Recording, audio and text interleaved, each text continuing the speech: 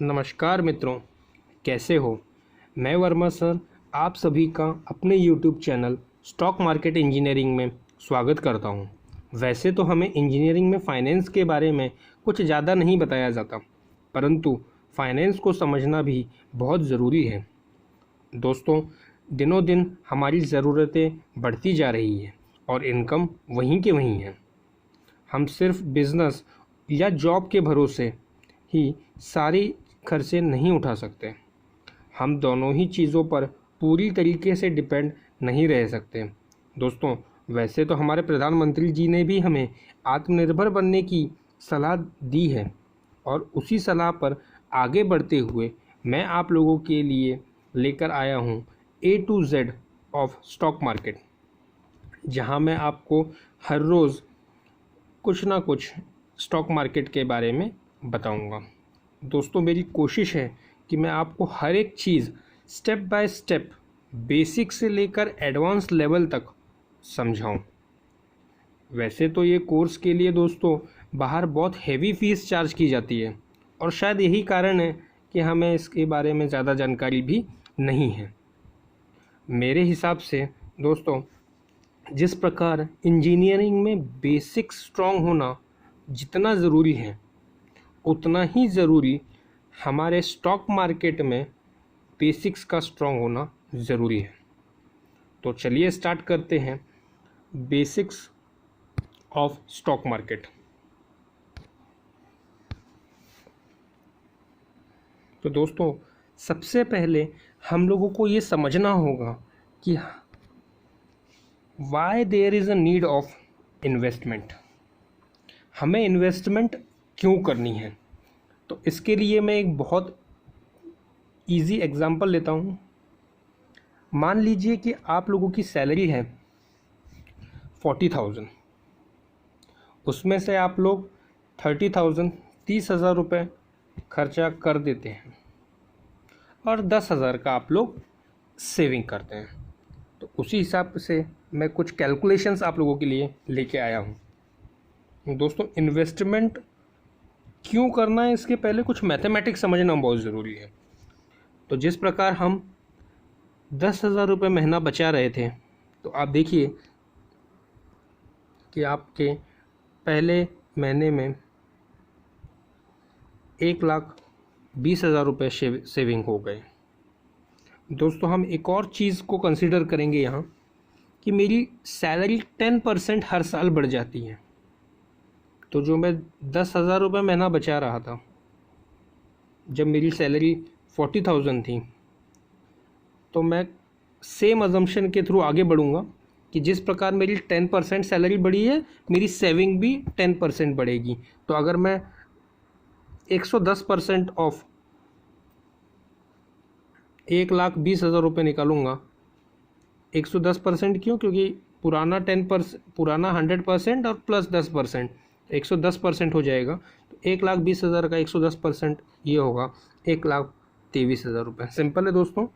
10,000 जो हमारी इनकम थी, उसको आप 1.1 से मल्टीप्लाई कर दीजिए, तो आपको जो भी अमाउंट मिलेगी उसे 12 से मल्टीप्लाई कर दीजिए, तो वो अमाउंट रहेगी 123,600। तो आप देखिए, जब हमारा सेकेंड ईयर में हमारी इनकम हो चुकी होगी, पुराना 1,20,000 प्लस 1,23,000, तो 2,43,600। सिमिलरली अगर हम हर साल 10% से हमारी सैलरी इंक्रीज़ होगी, ये अजम्पशन लेते हुए, और हमारी सेविंग को भी 10% इंक्रीज़ करते हुए अगर हम सारे कैलकुलेशन करेंगे, तो आप देखिए कि 10 साल के बाद हमारे पास 1,56,573 इतना हमारे पास सेविंग होगा उस साल का। और इसको अगर क्यूमुलेटिवली अगर हम लेंगे, तो देखिए 13,75,666। सिमिलरली दोस्तों, आप पूरा अगर 30 साल का कैलकुलेशन करते हैं, तो नियरली 57 लैक्स तक का आप सेविंग कर पाएंगे। तो आप अगर एक अज्यूम करते हैं कि मेरा एज 30 ईयर है और मैं 30 साल और अर्निंग करता हूँ, तो मेरी जो टोटल सेविंग होगी वो 57 लाख की होगी। दोस्तों ये सेविंग करते समय आप लोगों को एक इन्फ्लेशन का भी ध्यान रखना होगा।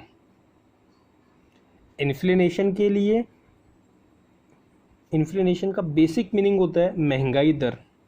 तो जिस प्रकार हम लोग एवरेजली ले रहे हैं कि 10% हमारा सैलरी इंक्रीज़ होगा, उसी प्रकार दोस्तों हमारा 8% ऑन एन एवरेज अगर हम पिछले 10-12 सालों का लें तो 8% तक हमारी महंगाई दर रहती है। यही चीज़ को हम अगर कंटिन्यू करें और इस चीज़ को अगर हम आगे 30 साल तक लेके जाएं तो इसमें से हमें पता चलेगा कि जो आज एक चीज़ 1000 रुपये की है वो चीज़ 3000 की मिलेगी जब हमारी एज 60 ईयर्स होगी। जब हम 10-30 साल वर्किंग करने के बाद जब हम 60 ईयर्स के हो जाएंगे तो चीज़ें हमारे ट्रिपल हो चुकी होंगी। ये होता है इन्फ्लेशन का मीनिंग। तो 8% पर ईयर के हिसाब से जब आप उसको क्यूमुलेटिव करते जाएंगे तो ये चीज़ें हमें ट्रिपल हो जाएगी, करीब करीब ट्रिपल हो जाएगी। तो इसी के हिसाब से अब आप कैलकुलेशंस को और समझने की कोशिश कीजिए। तो देखिए अभी हम लोग का सैलरी कितना था 40,000, उसमें से हम लोग 30,000 खर्चा करते थे और 10,000 सेविंग करते थे। हर साल 10-10% हमारी सैलरी बढ़ रही है और सेविंग में भी हम उसी प्रपोर्शनेट में चीज़ों को ऐड करते जा रहे हैं। तो हमारे 30 साल बाद 57 लाख रुपए लगभग सेविंग हो चुकी होगी। अब जिस प्रकार मैंने आपको बताया कि 8% हमारा इन्फ्लेशन रेट है तो 3 टाइम्स हो चुका होगा नियरली एक जब मैं 60 ईयर्स का हो जाऊंगा और मैंने अज्यूम किया है कि मेरा एज 30 ईयर है। तो इसी कैलकुलेशन को आपको ध्यान में रखना है दोस्तों। एज और परसेंटेज ही आप ध्यान में रखिए, हम मोस्टली यही एग्जांपल्स को लेके आगे बढ़ेंगे। तो अभी मुझे खर्चा लग रहा था 30,000, 30 साल बाद जैसे मैंने कहा कि ट्रिपल हो जाएगा तो मेरा खर्चा हो जाएगा 90,000। तो जब मेरा एज 60 हो जाएगा तो मुझे 90,000 पर मंथ खर्चा लगेगा। और 90,000 खर्चे को अगर मैं देखिए 12 से मल्टीप्लाई कर दूंगा तो वो नियरली आ जाएगा 10,80,000। फिर मैं उसी में 8% अगले साल और इन्फ्लेशन बढ़ेगा, जब मैं 62 ईयर्स का हो जाऊंगा तो ये हो जाएगा। फिर उसके बाद और 8%, फिर और 8% और ये 8%। ये आप कैसे निकालेंगे? सिंपल है, देखिए मेरा सैलरी था, मेरा अभी का खर्चा है 30,000, उसमें मैंने बताया कि 30 साल बाद सभी चीज़ें ट्रिपल हो जाएगी तो ये हो गया 90,000। अगर आप 90,000 को 12 से मल्टीप्लाई करते हैं तो you will get 108 and 4 times 0।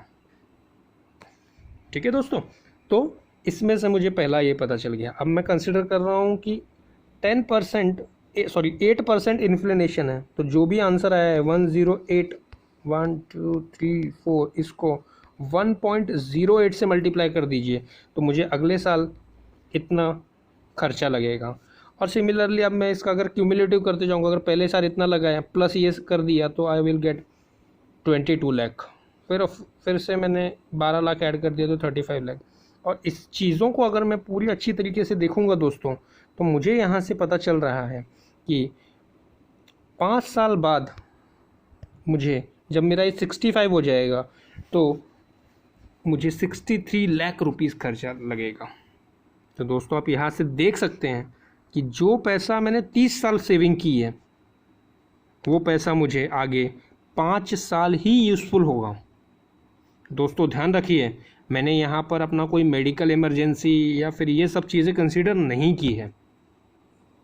तो ये मैथमेटिक्स को समझना होगा आप लोगों को, और इस मैथमेटिक्स को ही आगे लेके जाते हुए मैं आपको बताऊंगा कि इन्वेस्टमेंट क्यों ज़रूरी है और किस प्रकार से आप लोग इन्वेस्टमेंट कर सकते हैं। तो बेसिकली दोस्तों इन्वेस्टमेंट क्यों करते हैं हम लोग, वो भी आप लोगों को समझना ज़रूरी है। तो पहला कारण है हमें महंगाई दर को हराना है। देखिए आप लोग 30 साल आप लोगों ने सेविंग किया था लेकिन 5 साल में ख़त्म हो गया। तो आप लोगों को कुछ ऐसा करना होगा कि जो आप 30 साल जमा करें वो 20 साल 25 साल 30 साल चले। तो ये एक इन्वेस्टमेंट, इस प्रकार का इन्वेस्टमेंट आप लोगों को करना होगा। दूसरा हमारा जनरली कारण होता है सेविंग करने का, कि कुछ हम वेल्थ क्रिएट कर सकें। कुछ हमारा टारगेट होता है कि ठीक है बच्चों की शादी करेंगे, बच्चों के एजुकेशन के लिए हमें पैसा लगेगा, या फिर मैं कुछ बंगलो लूँगा या फिर गाड़ी लूँगा। इस प्रकार से भी हम अपने ड्रीम्स रखते हुए और फिर इन्वेस्टमेंट करते हैं। कुछ हमारे फाइनेंशियल एस्पिरेशन भी होते हैं कि मैं कहीं बाहर घूमने जाऊंगा, वर्ल्ड टूर पे जाऊंगा। तो ये सब चीज़ों के लिए भी हमें बेसिकली इन्वेस्टमेंट करना होता है। तो जनरली ये 3 कारण होते हैं इन्वेस्टमेंट के, और कुछ भी कारण हो सकते हैं, बट बेसिक तो ये 3 कारण हैं। तो दोस्तों अब आपको समझ में आ चुका है कि हमें इन्वेस्टमेंट की क्यों ज़रूरत है। अब दोस्तों जब हम इन्वेस्टमेंट करेंगे तो इन्वेस्टमेंट के क्या क्या ऑप्शंस हैं, तो उसमें पहला ऑप्शन है फिक्स्ड इनकम इंस्ट्रूमेंट।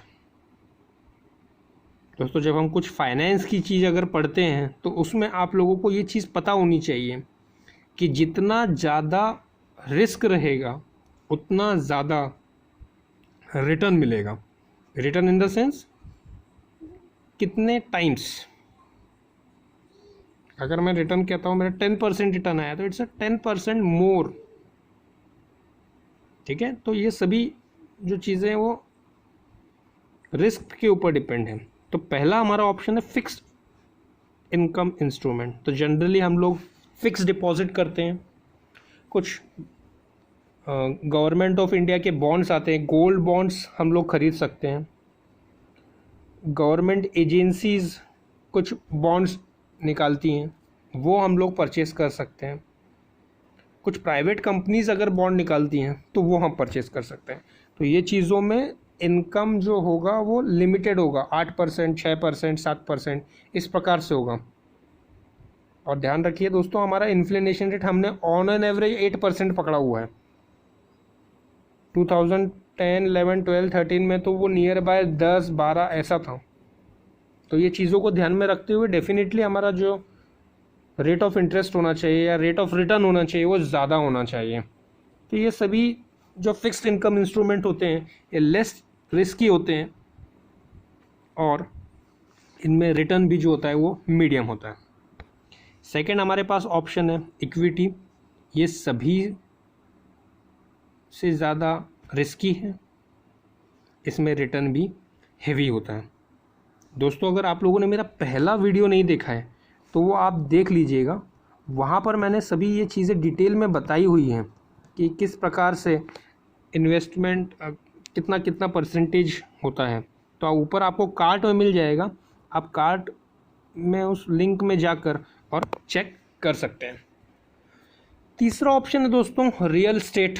तो कई लोग रियल एस्टेट में अगर आप बात करेंगे तो बहुत से ऑप्शंस हैं। कोई दुकान ले सकता है, कोई जगह ले सकता है, कोई फ्लैट ले सकता है। बट दोस्तों इन सभी चीज़ों में हमें डॉक्यूमेंटेशन बहुत करना पड़ता है और पिछले 4-5 सालों से रियल एस्टेट की परिस्थिति भी उतनी अच्छी नहीं है और आगे भी 1-2 साल कुछ उतनी अच्छी नहीं दिख रही है। अगला टॉपिक है हमारा गोल्ड। तो गोल्ड में हम लोगों ने जनरली हम लोग करते हैं गोल्ड सेविंग। गोल्ड का सिर्फ एक ही ड्रॉबैक है कि चोरी हो जाने का डर होता है हमें। और दूसरा, अगर आप पिछले 1-2 साल छोड़ दिए तो उसके पहले के कुछ साल थे जहाँ पर गोल्ड का प्राइस बढ़ा ही नहीं। तो 30,000 से 32-33,000, ये 4 से 5 साल ऐसा ही रहा। तो ये चीज़ों को भी आपको समझना होगा कि आप गोल्ड एक बार ख़रीद लेंगे तो आप उसको वापस बेचने जाएंगे तो आपको जितना चेंज होगा बस उतना ही आप कर पाएंगे। बट इक्विटी में ऐसा नहीं होता है।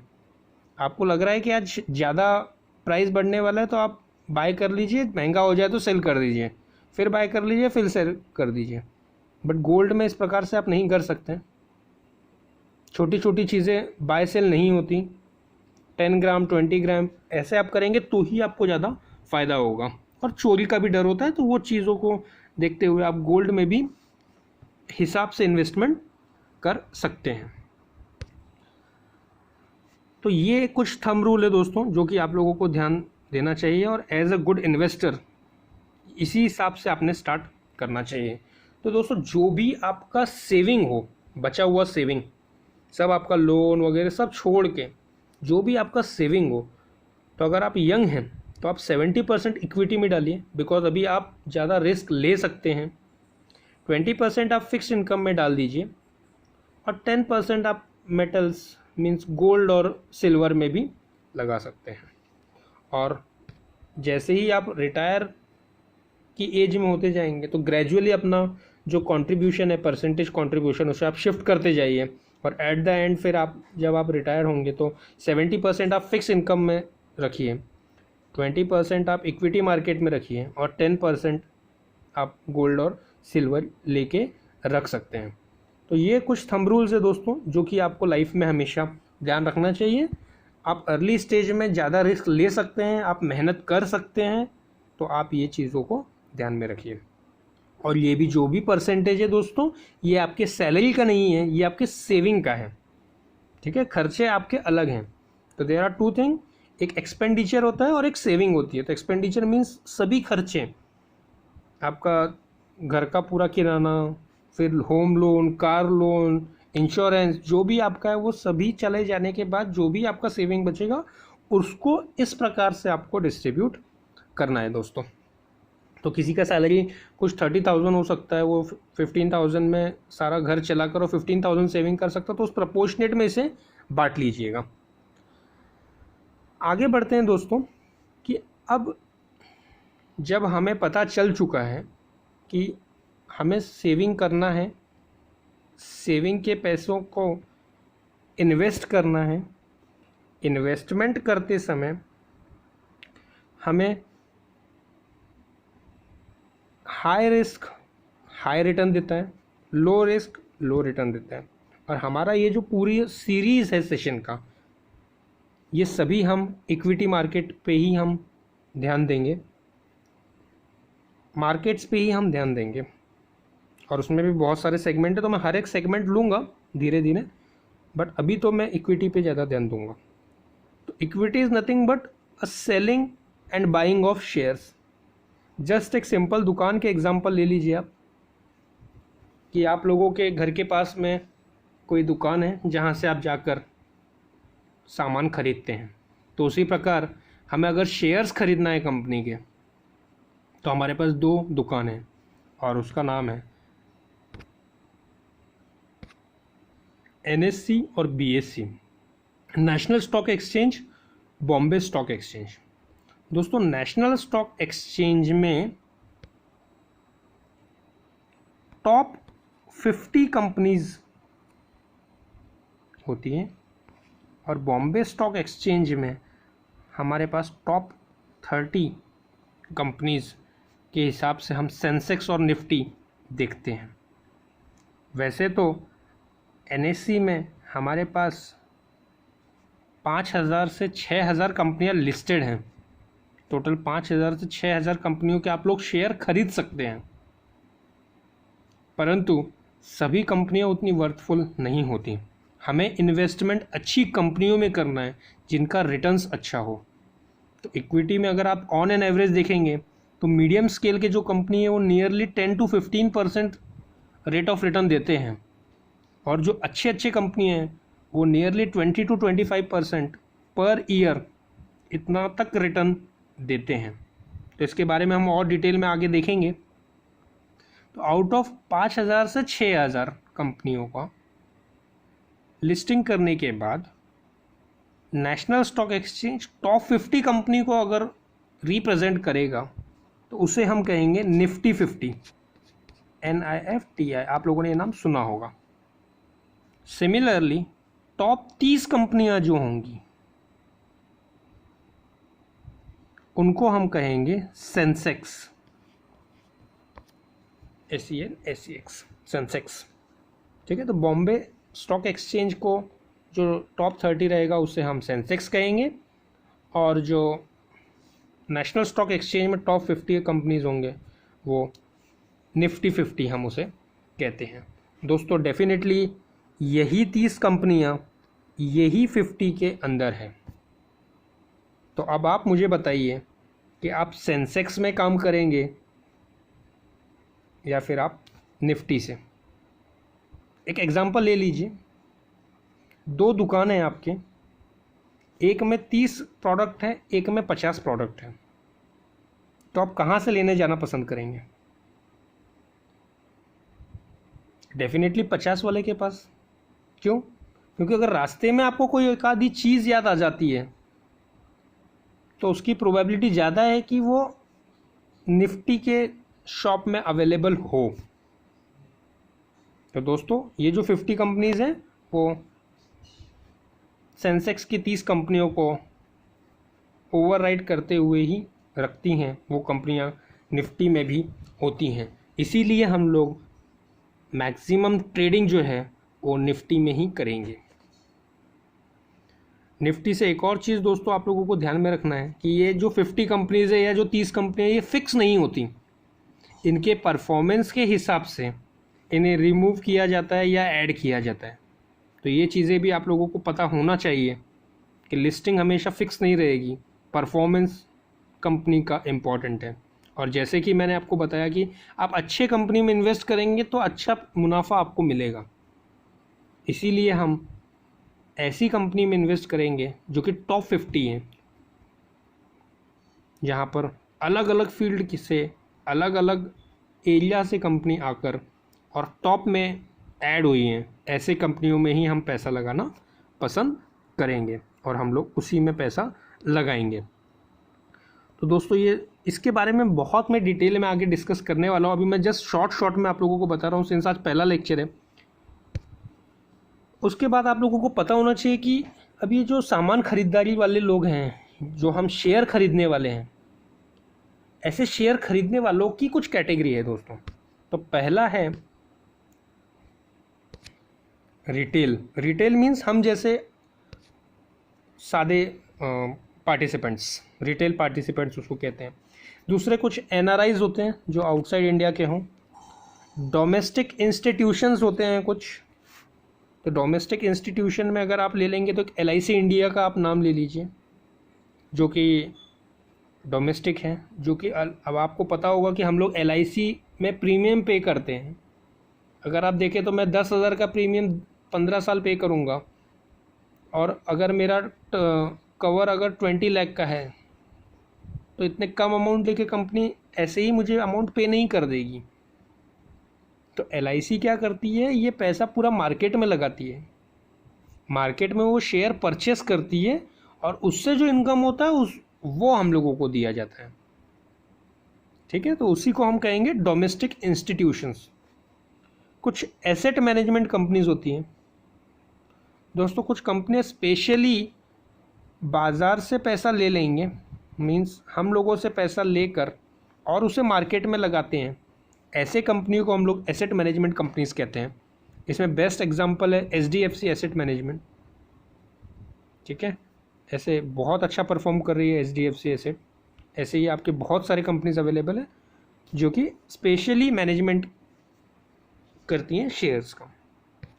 और सबसे ज़्यादा इम्पॉर्टेंट है फॉरेन इंस्टीट्यूशनल इन्वेस्टर्स, जो बाहर के लोग शेयर परचेस करेंगे, उन्हें हम कहेंगे FII। तो दोस्तों जनरली हमारे 2 मेजर इंस्टीट्यूशंस हैं, डोमेस्टिक इंस्टीट्यूशन, तो DII और FII, domestic institution investor and foreign institutional investor. ये 2 बहुत ही ज़्यादा इम्पॉर्टेंट पार्टिसिपेंट्स हैं। और अगर आप ओवरऑल देखेंगे तो आपको एज अ रिटेल आप लोगों को इन सभी को कॉम्पीट करना है। ठीक है दोस्तों, तो ये सब टाइप्स ऑफ पार्टिसिपेंट्स हैं, आप लोगों को ये पता होना चाहिए, क्योंकि यहीं से आपको समझ में आएगा कि पूरा सिस्टम एग्जैक्टली क्या है। तो मैं अभी जस्ट एनवायरनमेंट क्रिएट करने की कोशिश कर रहा हूँ कि आपको समझ में आए कि कौन कौन से कॉम्पिटिटर्स हैं आपके, जब आप मार्केट में एंट्री होगी आपकी, कैसे शेयर परचेस किया जाता है, कौन कौन शेयर परचेसिंग वाले लोग हैं, तो ये चीज़ें आपको समझनी होगी, चीज़ें आप लिख के रख लीजिएगा, ठीक है, ये लगेगा आपको। अब दोस्तों जहाँ पैसा आता है वहाँ हम लोगों को एक चीज़ पता है कि ठीक है हम शेयर परचेस कर लेंगे, हमें कोई बेच भी देगा, बट जहाँ पैसा आता है वहाँ रेगुलेशन होना बहुत ज़रूरी है। अदरवाइज़ क्या हो जाएगा दोस्तों कि अगर कोई रेगुलेटरी बॉडी अगर नहीं है तो ये चीज़ें प्रॉपरली हो रही हैं या नहीं हो रही ये हमें पता नहीं चलेगा। और इसी के लिए हमारे पास है एक बॉडी है सेबी, जिसे हम कहते हैं securities and exchange board of India. तो इसके बहुत सारे रोल हैं जो कि मैं आपको एक एक डिस्कस कर लेता हूँ कि अब आपको पता चल गया कि हमको कहीं से शेयर परचेस करना है और जब उसका प्राइस बढ़ जाए तो हम उसे बेच देंगे तो हमें प्रॉफिट मिल जाएगा।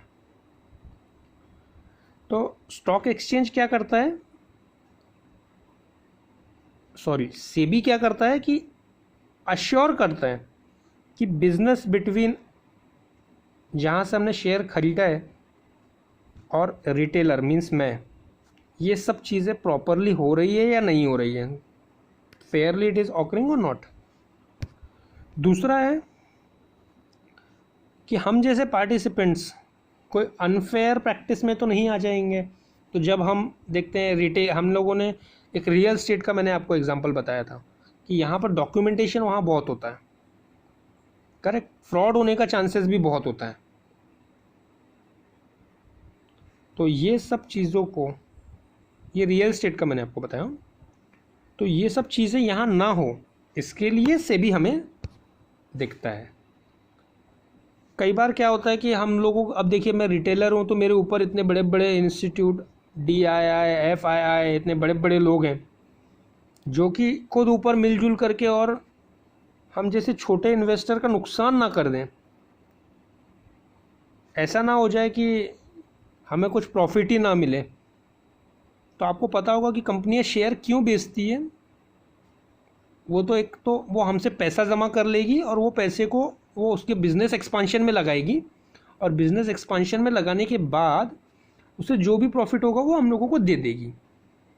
एक तो ये ऑप्शन होता है उनके पास पैसा जमा करने का। दूसरा ऑप्शन उनके पास होता है, एक तो वो बैंक से कर्ज ले सकती है, बट बैंक से कर्ज का क्या ड्रॉबैक है कि उन्हें इंटरेस्ट रेट देना पड़ेगा और जो कि फ़िक्स होता है उन्हें देना ही पड़ेगा, कोई गारंटी नहीं उनका बिज़नेस चलेगा नहीं चलेगा, तो अननेसेसरी उनको लोड आता है। उससे अच्छा ये एक अच्छी चीज़ है और जहाँ से वो शेयर बेच के पैसा जमा कर लेते हैं। तो जब बड़े बड़े कॉरपोरेट के जो लोग हैं उन्होंने हमारा नुकसान नहीं करना चाहिए, इसीलिए ये सेबी ध्यान देता है। कई बार क्या होता है कि अब हम लोगों को पता है कि मार्केट में बड़े बड़े जो प्लेयर्स लोग अवेलेबल हैं वो अकेले ही मार्केट ना चलाने लग जाएं। मीन्स अब उनको अगर प्रॉफिट करना है तो वो फटाफट माल बेचते जाएं और बाद में फिर एकदम से मार्केट गिराकर और सारा प्रॉफिट लेकर निकल जाएं। ऐसा ना हो इसीलिए सेबी उन लोगों को देखती है। तो ये सभी रूल्स फॉलो करती है सेबी और करवाती भी है। तो मैं आपको जब चैनल बताऊंगा कि किस प्रकार से हम लोगों का ट्रेडिंग होता है तो उसमें से आप लोगों को चीज़ें समझ में आएगी। तो ओवरऑल सभी पार्टिसिपेंट्स, तो बेसिकली जो पार्टिसिपेंट्स होते हैं वो एक हम रिटेल हैं और जहाँ से हम शेयर खरीदने वाले वो एक है, बीच में एक ब्रोकर भी होता है। तो ये सब लोगों का कैसे रोल हो है वो मैं आगे आपको बताऊंगा। उसके पहले अब हम लोग समझ लेते हैं कि स्टॉक का प्राइस बढ़ता कैसे है। तो ये देखिए, अब स्टॉक का प्राइस कब बढ़ेगा, तो स्टॉक का प्राइस बढ़ने और कम होने के लिए बाय और सेलिंग ये दोनों होना बहुत ज़रूरी है। तो जस्ट मैं एक एग्जांपल ले लेता हूँ कि अभी मैंने 9:30 को स्टार्ट किया है मॉर्निंग में, मेरा करंट प्राइस 201 है, ठीक है। अब कोई सेलर है जो प्रोडक्ट को 203 में बेचना चाहता है शेयर को, तो स्टॉक का प्राइस 203 कब आएगा, जब एक आधा बायर उस स्टॉक को 203 रुपीज़ में खरीदने के लिए इच्छुक होगा तभी जब वो उसे खरीदेगा तो ही प्राइस 203 हो पाएगा। ठीक है, तो अगर बायर ने खरीद लिया तो अब मेरा स्टॉक का प्राइस 203 हो गया। 1 मिनट बाद क्या होता है, फिर कोई दूसरा सेलर है जिसे उसका स्टॉक या शेयर बेचना है सेम कंपनी का, वो क्या करेगा, वो बेचने के लिए तैयार हो जाएगा 207 में। अगर बायर रेडी है उसे खरीदेगा तो शेयर का प्राइस 207 हो जाएगा, अदरवाइज मेरा शेयर का प्राइस 203 ही रहेगा। खरीद लिया तो शेयर का प्राइस देखिए बढ़ गया फिर से। अब फिर से सेलर अगर बिल बढ़ जाता है और वो 209 बोल देता है, वो खरीद लेते हैं, तो शेयर का प्राइस 209 हो जाएगा। और सिमिलरली फिर एट द एंड मेरा शेयर का प्राइस क्या हो जाएगा, 211 तक पहुंच गया। तो जब सेलर बेचते रहेगा, हाई प्राइस में बेचना चाहता है, और बायर खरीदते रहेगा, तो शेयर का प्राइस बढ़ेगा। तो इस प्रकार से मेरा प्राइस बढ़ता है।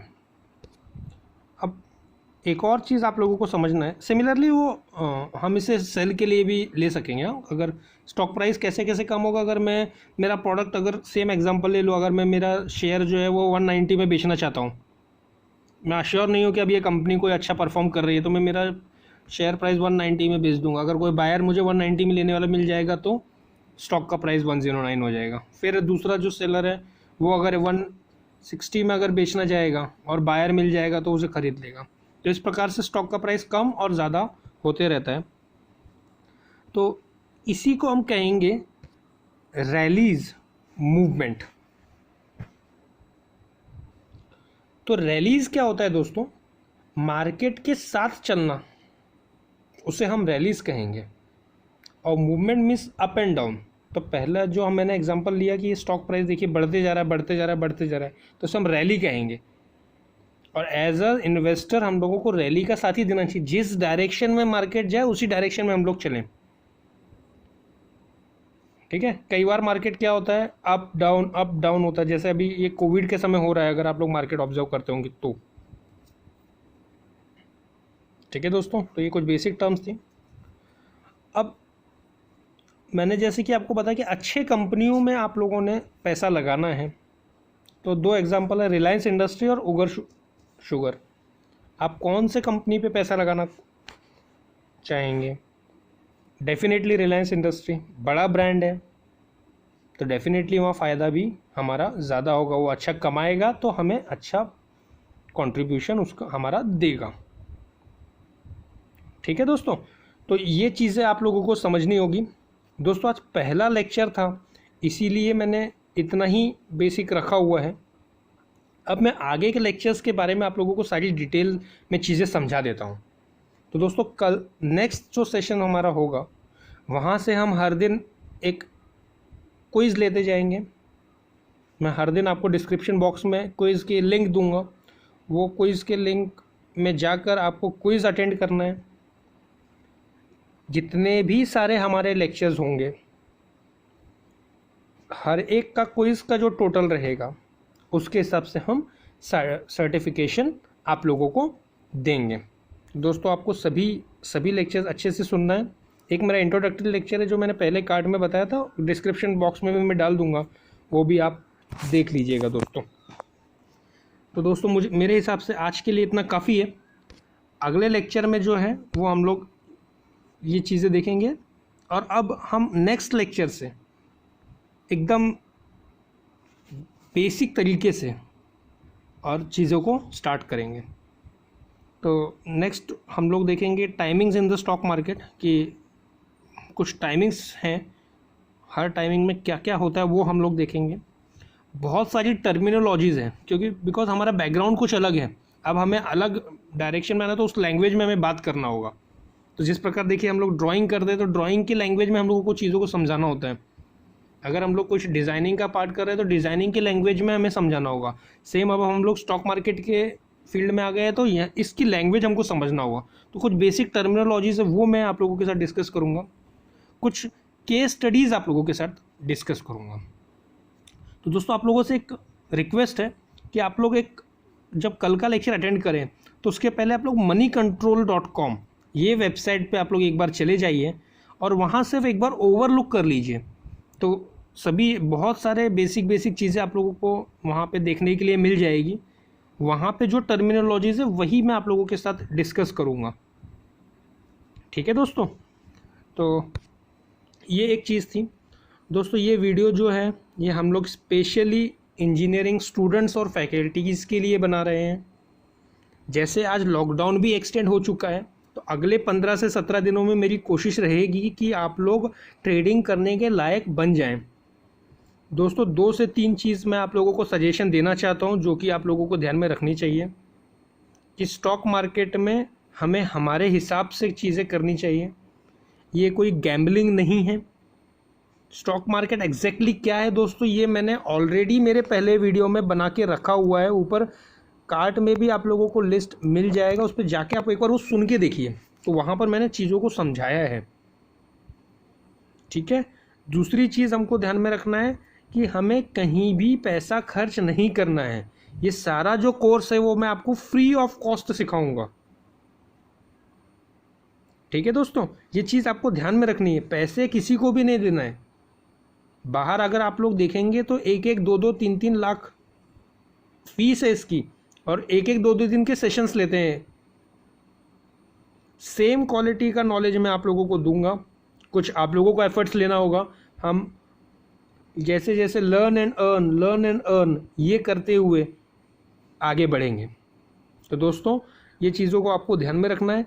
इस वीडियो को आप मैक्सिमम टू मैक्सिमम लोगों तक पहुंचाइए। आप मुझे फॉलो कर लीजिए।